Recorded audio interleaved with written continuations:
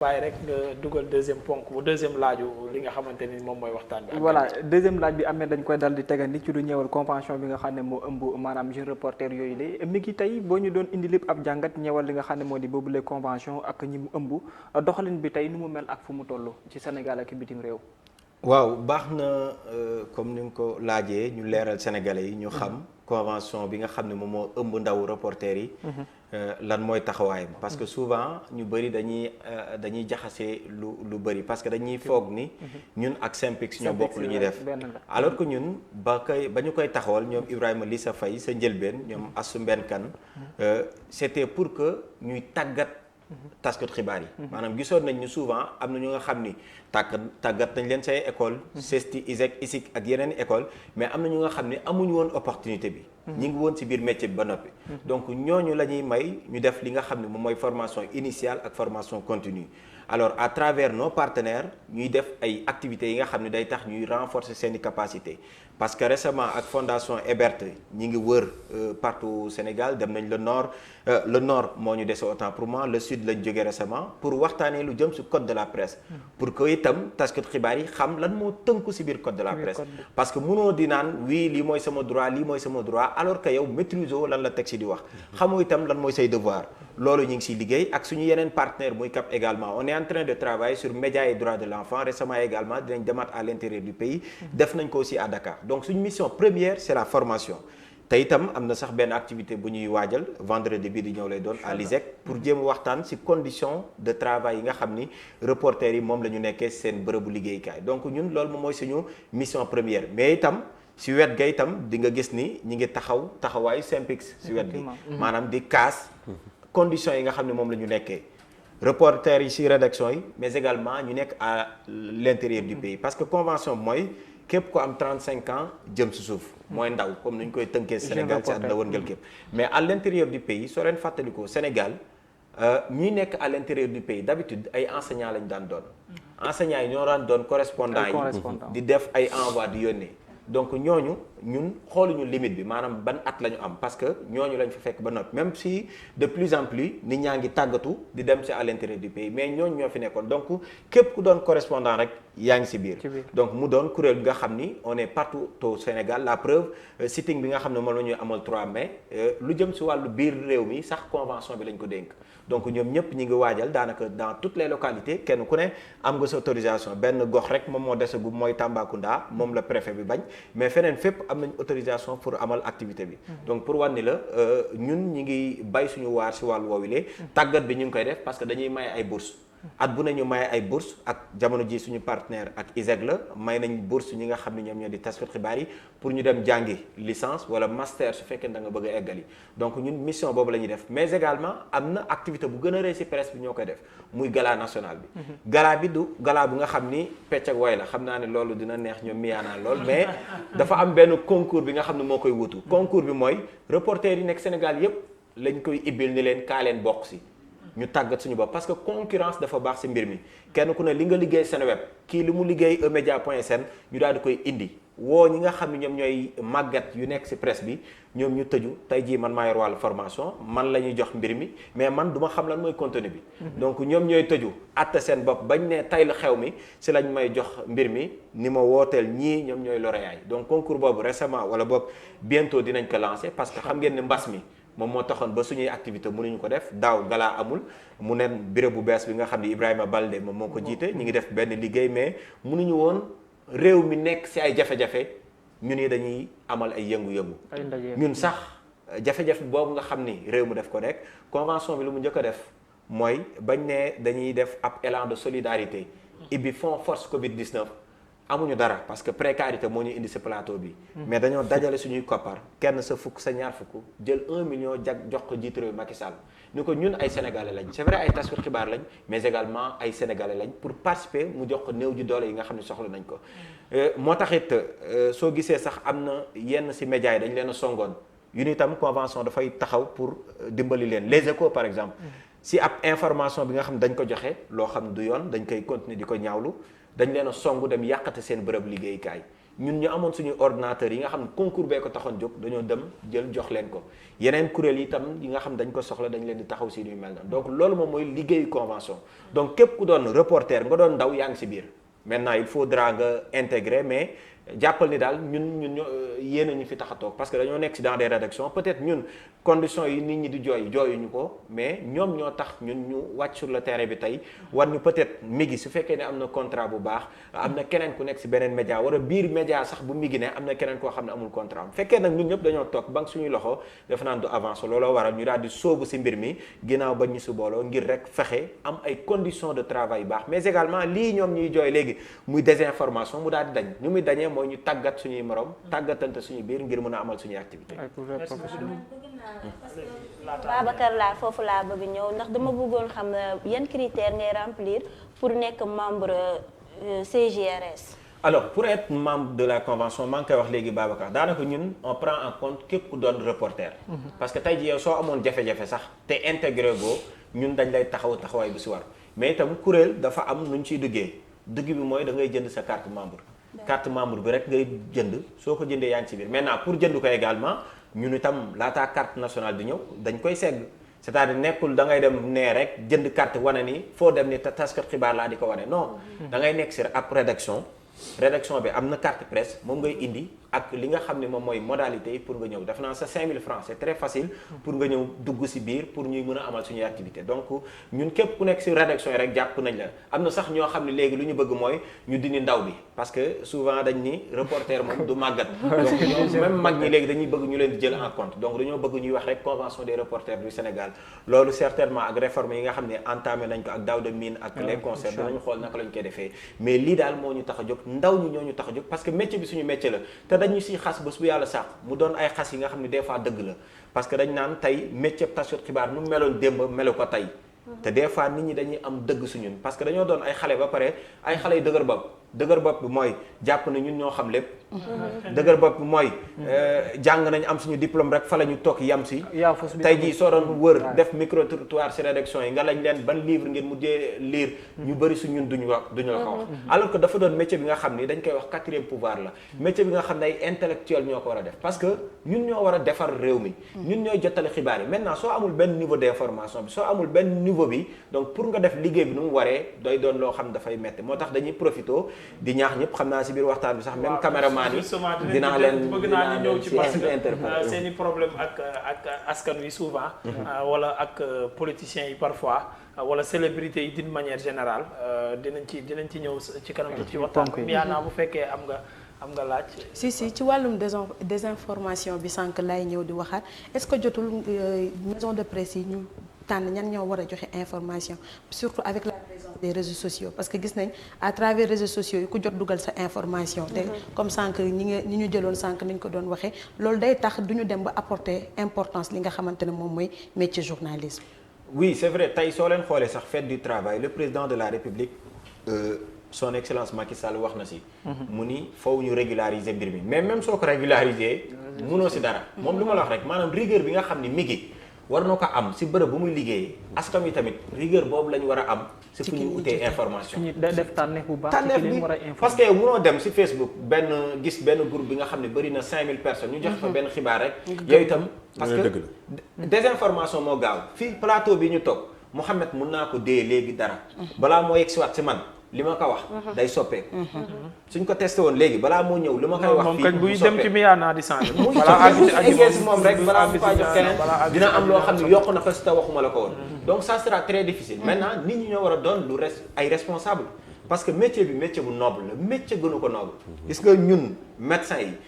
dañoo yor ay métiers yi nga xam métier bu noble la donc ñun ñoo ko war a jox suñu gëdd parce que suñ ko respecté wul nit ñi duñu respecté maintenant wax nga ko sànq si désinformation bi suñ neeree si bërëb également kenn ku ne dafa war a def liggéeyam mais tey da ngay ñëw si ab rédaction nga gis ab animateur bëgg a def liggéeyu ki nga xam ne moom mooy tasku xibaar souvent dama koy xuloog sama mbokk caméraman yi dañuy dem sur le terrain un caméraman par exemple dama leen di tooñ souvent sama waa rédaction dama leen koy wax un caméraman souvent moom mooy wax nit ki nañ dem si wolof c'est-à-dire tasku xibaar bu jógee si rédaction benn activité ñu ni Migui demal couvrir ko fekk Migui ba muy dem lu ko fa indi du luñ fay wax mais am na information bu mu bëgg a vérifier ak nit ki mais da ngay ñëw bëgg a poser question caméraman yi ñoo naan leen jàll leen si wolof alors que yow loolu moo la fi indi lii moo tax ñu lay fay nga bëgg a wut information ñoom ñi yàqamti naan la jàllal ci wolof loolu defe naa ni comportement bi nga xam ne peut-être kuréel gu judd na mu doon lu ñuy rafetlu dina tàggat bi également ñun pare nañ en tout cas pour accompagner leen ci wàllu woowu pour que ñun ñëpp ñu xoolaat suñu taxawaay parce que solidarité bu muy wax dafa am solo ñun on ne peut pas travailler sans les techniciens peut-être en rajo man mun naa liggéey sans technicien moom dinañ ñëw ci wàllam mais caméraman mënuñu liggéey sans ñoom moom dinañ donc ñëw lu ci ñu wax wàllam noonu dafa am solo foofu kenn ku nekk itam xam lan mooy sa taxawaay pour que ñu mën a avancer ci métier bi parce que doon na métier bi nga xam ni métier bu sensible la information boo def mën nga ci taalum réew mën nga ci yàq dund doomu aadama. merci beaucoup Aïdara. alors man damay remercier Migui ci seen liggéey bi nga xam te ni ñu ngi koy def ci milieu de la presse benn côté rek laa dul d'accord ak moom ci li nga xam te ni wax na ko su fekkee comprendre naa ko noonu mooy ci li mu wax ne mënuñ ci dara faw ñu bàyyi faw askan wi ci seen bopp nekk ay responsable pour traitement information ñu xam la ñuy concevoir ak la ñu dul concevoir man dama jàpp ne askan wi am nañ droit ñu jox leen information bu baax ci lan il faut que ñu assainir presse bi ci nan la ñuy assainir presse bi il faudra que ñu xool point yi nga xam te ni quand même jàpp nañ ni moom moo gàll guuse yow tey jii ci milieu bi nga nekk ñun ñu ñëpp presque mën nañoo ne ci milieu bi lañ nekk xam nañ exactement lan mooy problème bi problème bi tey man mën naa jàpp ne ci côté formation bi tey ñaata école de formation nga gis Sénégal. ñoo fi génn taxaw pour former ay journalistes. bu ñu ko doon compter du jeex. ñaata jeune ngay gis ci biir filière journalisme et communication kenn xamul nu mu toll wax nga ko fi léegi mooy ñi nga xam dem nañ ba découragé ñu ne léegi ñun xamatu nu ñuy def nañ dem ci presse bi parce que presse bi léegi dafa nekk couvert bi xaw ma nan cin bu amul couvert ku ñëw rek pëtaxlu ci biir. mais il faudra que ñu fexe ñun ci suñ bopp. inciter ñi nga xam te ni peut-être ñoom ñoo war a mën a réguler presse bi ñu réguler ko waaye aussi ñun ci suñ bopp aussi ñu am benn déggoo bi benn jàppalante bi ci liggéey bi parce que man mën naa jàpp ne actuellement man dama rus ne man journaliste laa au Sénégal fii ci réew mi damay rus ne man mi journaliste parce que journaliste yi dañ leen étiqueté non sérieux damay rus ne journaliste laa damay rus pourquoi parce que traitement bi nga xam te ni moom la ñuy traité journaliste yi ci biir réew mi ñëpp léegi journaliste yi ngeen baal ma ci kàddu gi ay DOU à la place de J bi D lañ fay teg ay journaliste ngeen baal ma ci kàddu gi parce que li ñuy joxe information yi ñuy joxe du noonu ni ñuy joxe information du noonu ba métier bi jàngatuñ ko mais léegi nag bu fekkee loolu noonu dafa nekk ci biir réew mi problème day am te presse bi ci boppam moom moo war a jox liberté peuple mënut am liberté te presse bi amul liberté beneen problème dafa am moom mooy lan moom mooy ñi nga xam te ne ñuy nekk patron de presse yi xam nga instant bi ñu ngi wax naan affaire de jafe-jafe attaqué nañ ñu barki Demba Ndiaye la fi xewoon attaqué nañ presse bi tel mais presse bi dafa yàgg am ay problème li ma naqaroon moom mooy à chaque fois il faut que problème am rek ñu doog a wax ci problème presse bi mais condition de travail journalistes yi ci biir presse bi kenn dafa métti da ngay gis ay journalistes yoo xam te dañuy nekk ci ay organismes 5 ans duñu am sax contrat prestataire ay stagiaires la ñu nekk ci biir ci ay groupes yu mag yu nekk ci biir réew mi ma foogoon ne presse bi dinañ am liberté dinañ góorgóorlu bu demee ba nga xam te ni ay patron de presse ay journalistes lañu mais dañu gis fii ci réew mi ay patron de presse yoo xam ne ay journalistes lañ xam nañ terrain bi nekkoon nañ ci terrain bi galéré nañ ñu dem ba nekk patron gën a tengal affaire yi ça existe donc c'est des choses yoo xam te nii dañu oser wax ko ñun ci suñu bopp ñun ñooy suñu problème bu bopp presse bi seen bopp ñooy suñu problème bu bopp donc il faudra que ñu xoolaat bu baax a baax presse bi ci boppam ni ñuy doxalee journalistes yi ñu déggoo da ngay nekk ci groupe boo xam te ni tey mais le patron de presse ou bien le rédacteur en chef mais kooku noonu moom il roule que pour le patron de presse moom lu chef bi wax loolu lay def booyam bi du leen protéger lijjantiwul booyee ba xam am nañ salaire bu baax lijjantiwul ba xam ñu ngi ci ay conditions yu baax Sénégal tu vois un journaliste présentateur bu jël Ndiaga Ndiaye wala bu jël car rapide est-ce que c'est normal métier bi ci boppam dañ ko war a xoolaat na lañ koy xoolaatee nag moom mooy lan code de la presse bi ñuy wax mais loolu mënut a régler problème bi de code de la presse bi mënut a régler problème bi mënu ko régler parce que le problème est tellement profond bu nga xam tey nii man damay yaakaar ne si war nañ toog ay assises wax ci. ma jox Migui oui Mohamed am na point yoo d'abord Aïdara xaw ma ba xam taskat xibaar la xaw ma mais en tout cas moom su nangoo li mu wax sànq man nanguwuma ko gis nga métier bi may pratiquer man dama si fier nag taxaw fépp ni leen taskatu xibaar laa loolu ngay wax naan xaw ma du ma sa jaaraat man du ma loolu mais moom am na wax na li tax aussi nag c'est important liberté am la waaw wax na li tax xam nga bu waxoon ne daf ci rus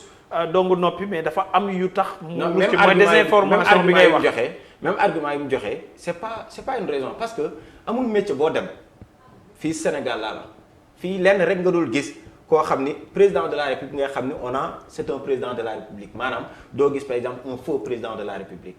mais si biir métier bi également daf see am maintenant c'est pas parce que am na si rek ñun parce que lii mu wax nii du débat bi nga xam ne tey moo ko soulever rek nit ñaa ngi koy soulever de plus en plus que ni waruñoo fier si métier bi si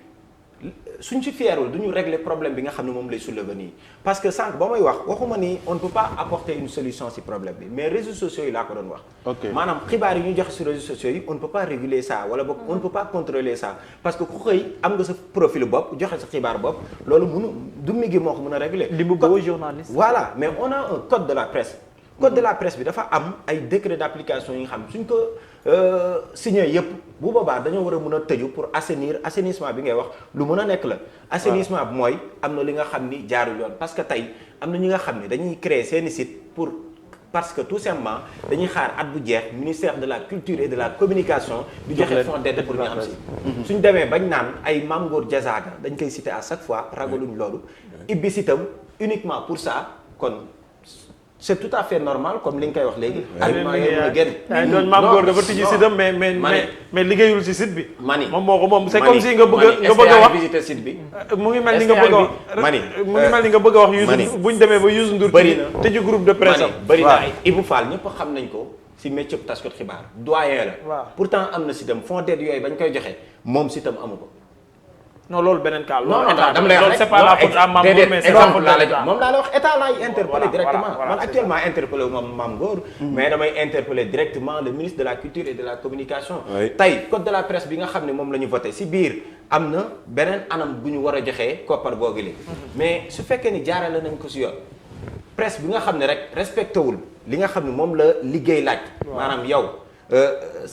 lu war a dem sa à la traite ñu daal di koy yóbbu IPRES suñ ko versé wul ngay faju ñu lay faj ñooñu mënuñoo am si keppar bi mais malheureusement on ne respecte pas les conditions parce que suñ même li nga war a verser impôt loolu yooyu yëpp këyit yooyu yëpp ngay teg tey jii sur la table pour ñu mun la jox si koppar googu mais malheureusement du am maintenant sànq également mi ngi koy wax mooy song bi nga xam ne voilà moom laa doon wax tey jii mooy ñi ngi ñuy song patron de presse yi xam naa dinañ ci dikk si biir waxtaan bi patron de presse ak état bi parce que patron bi également ñoom itam am nañu jafe-jafe ñun reporters yi war nañu aussi gàddu seen i jafe-jafe loolu bokk na si mémorandum bi dinañ ko waxtaanee mais sànq maa ngi koy wax encore une fois amul dara lu mun a doon loo xam ni ab mun nga ni kat song naa média tel parce que tout simplement dafa jox xibaar bu warul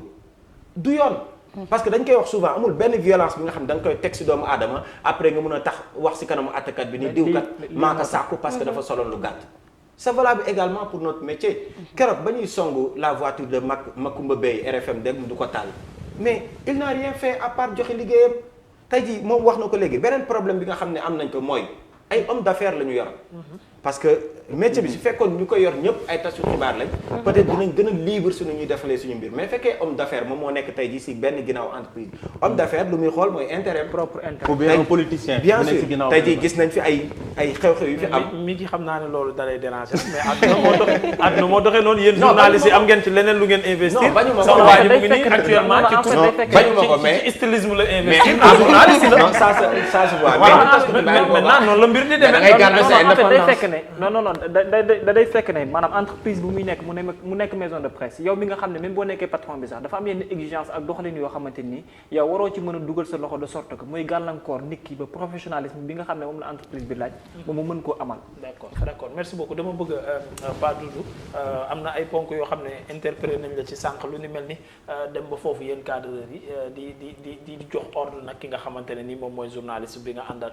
sur le terrain question bi ma ci bëgg a laaj moom mooy ci situation yooyu kan mooy chef cadreur bi wala journaliste bi. xam nga soo jugee rédaction ñu ne la cadreur bi ngay àndal cadreur bi moo war a téye trépied bi gàddu ko téye saag dugg ci oto bi mais da ngay gis feeñ benn yoon ñaari yoon télé du ñu téye trépied yi ci journaliste li muy wax d'accord naa. non attends dafa pas du foofu boobu. non li ma lay wax non damay laajaat. ay commencé ci man waa kër gi ñu ngi nii. man du ma laal trépied du ma laal caméra ku nekk ak sa outil. da nga ko war di laal da nga ko war di. sama outil déedéet. non c'est à toi de. boo ma joxee micro nag ma téye ko sama outil micro beeg trépied beeg saag bi yaa ko war a téye. non du ma ko laal outil xam nga responsabilité bi ci lan ci cadre bi ci lan. waaw caméra bi. du ko teg fenn da ko war a bokk. loolu mooy exigence am. trépied bi yow journaliste bi yaa ko war a yor. yaa ko war a ñëw teg. non mais yaa problème te trépied beeg caméra bi ñoo ànd. defal nag moom xam nga ñun journaliste Sénégal. li gën a naqari ci journaliste Sénégal. mooy dañuy jàppee seen bopp people bu positif maanaam ñoom dañuy jàppee seen bopp ay star. mu ngi doog a commencé. est-ce que xam nga baax li ma la. du ñu ay star quoi en fait ñoom ñi war di génn ñun ñoo leen di génne. yéenay star yi loolu laa gëm quoi. tey bu ma ànd ak Migui daf ma war a téyel sama pied. mais Pape Doudou mais Migui man waruma ko ñëw ne ko. non nañ gaaw wala rek la ñuy def nañ jàpp sama yoon nekku ci. Migui ma jël nii laa koy def ma jël mu ne ma jël. cric toog jàpp sama ñaam man Pape Doudou.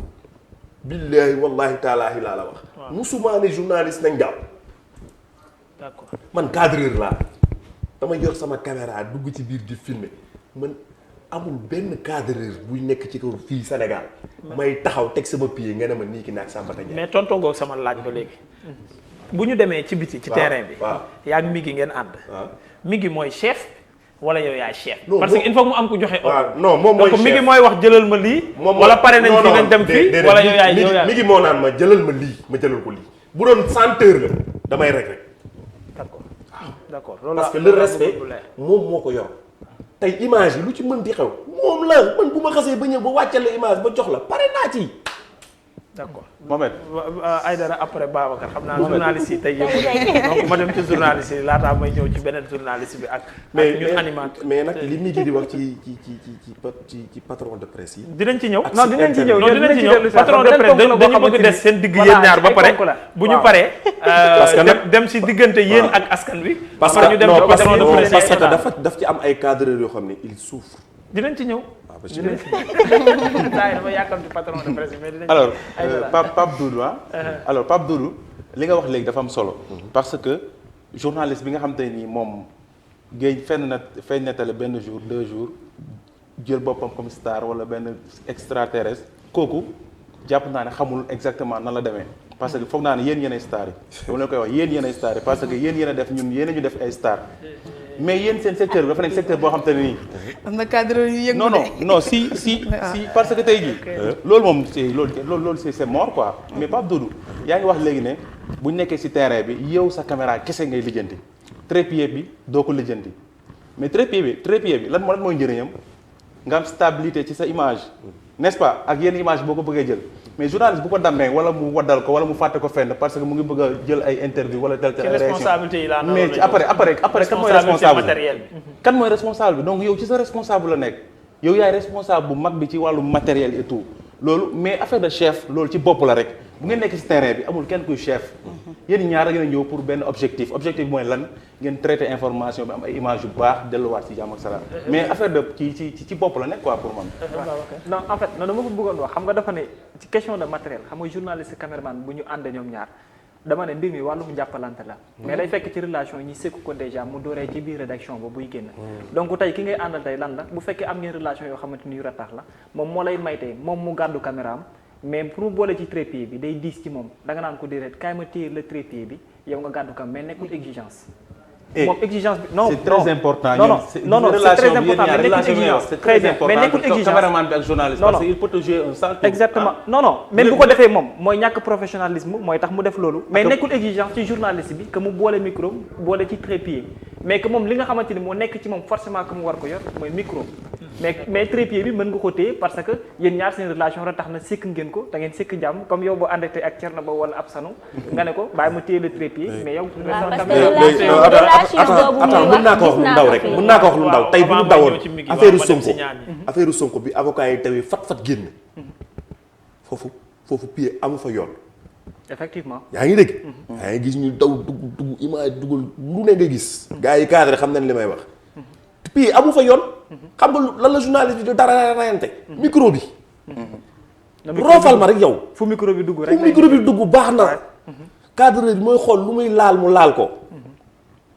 pays bi dañ koy bàyyi fële yi.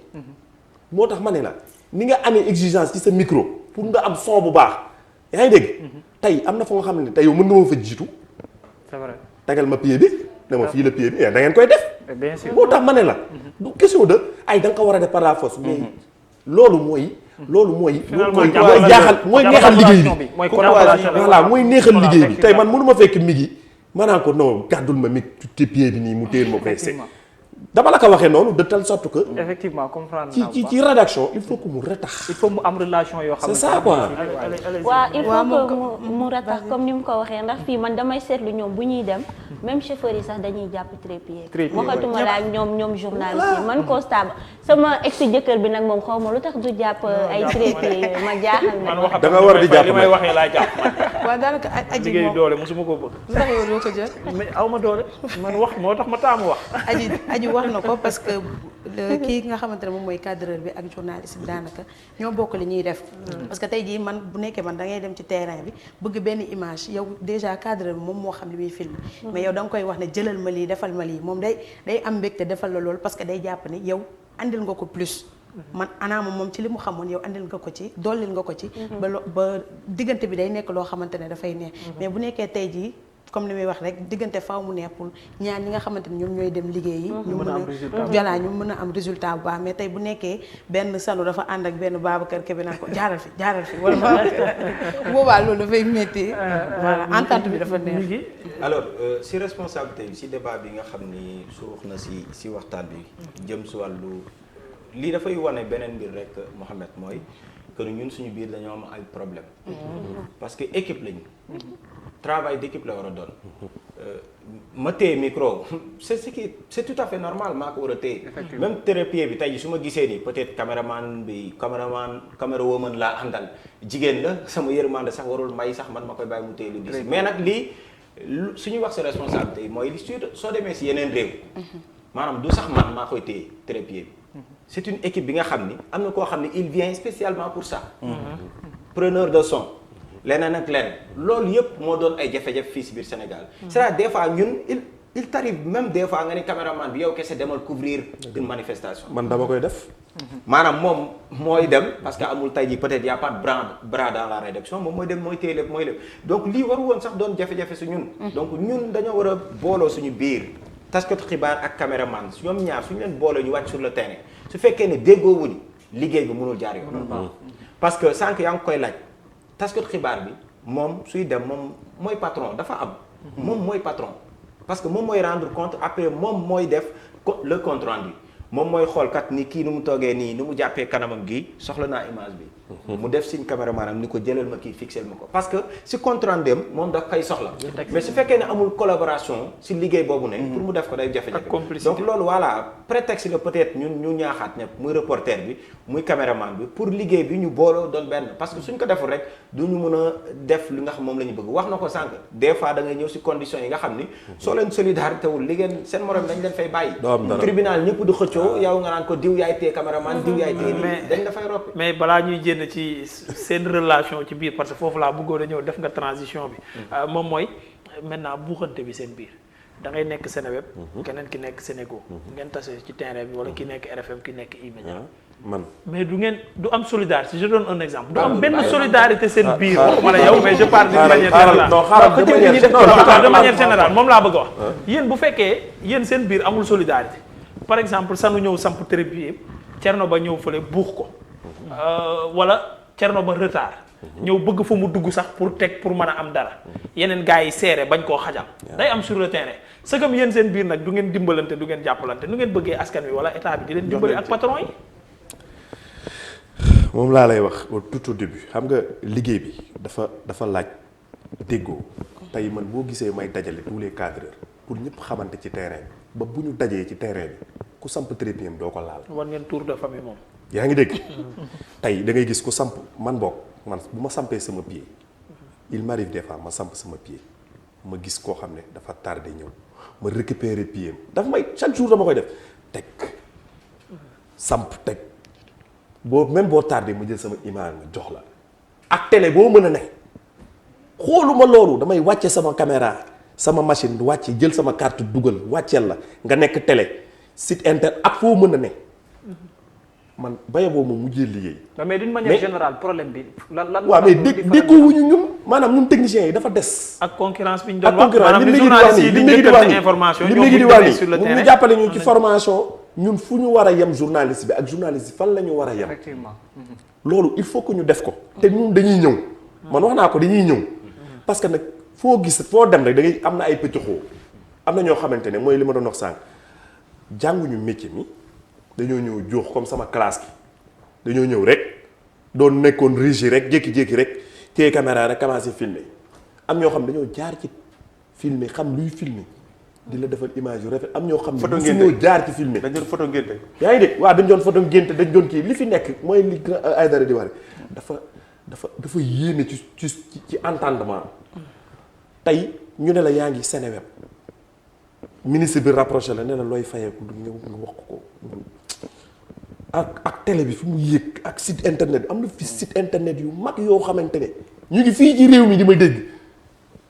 billaahi wallahi taalaahi seeni cadreur ils n'osent même pas parler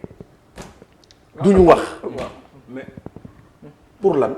soo waxee suba ñu dàq la di sa morom. mais côté formation bi est-ce que duñ ci wax Ahmed. waaw formation dinañ ci ñëw aussi parce que tamit li muy wax nii par rapport ak dama duggagum ci condition de travail bi mais